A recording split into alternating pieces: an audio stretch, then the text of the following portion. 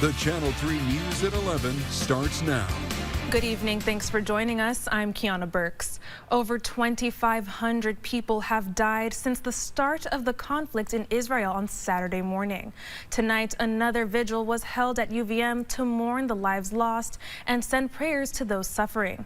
Our Lucy Kale joins us live in the studio after attending the vigil. Lucy, what did you learn? Kiana, people packed Davis Amphitheater on UVM's campus tonight in support of the lives lost in the conflict. A big concern tonight, though, was security, as fear has grown for the safety of Jewish people outside of Israel as well.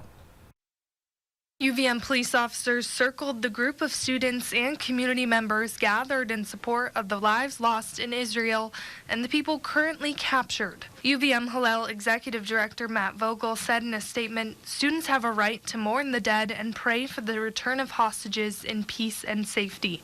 I appreciate UVM's responsiveness to security concerns I have heard expressed from some parents and students these past few days." But besides one person booing, the vigil went on peacefully. Organizer and speaker Josie Light said she wanted to hold the vigil on campus so Jewish students and allies can come together.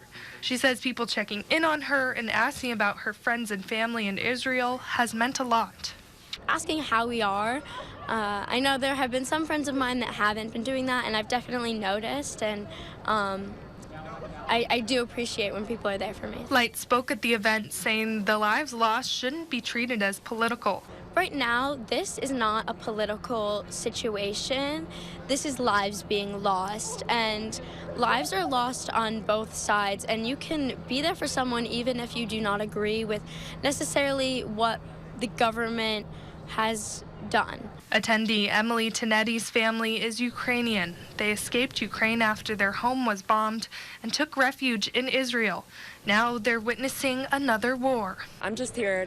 I can't really do much for them, so I'm just here to support them mentally and be there for them in spirit. Many other attendees had ties to people affected by the war, some crying during the remarks made by speakers. I think I speak for many of us when I say that I am full of grief watching the events unfold over the week. In between speeches and songs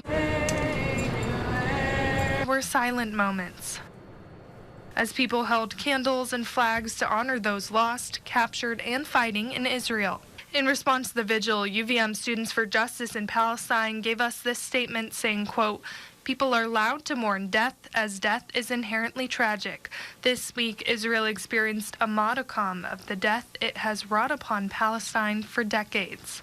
The death, displacement, and destruction of Palestinians has been constant since Israel began its colonial expansion in 1948. That is the root cause of every death that has occurred.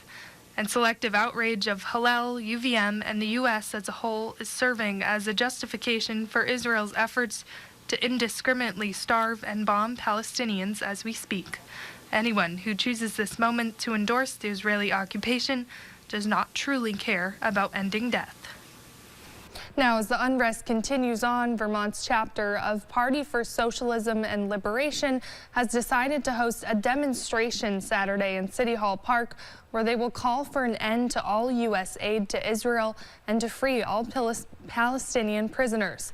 Over a dozen Jewish communities in Vermont, including Hillel at UVM, Chabad of Burlington, the Wahhavi Zedek Synagogue, and Chabad of Vermont, say they are appalled to see the group would host the event in City Hall Park.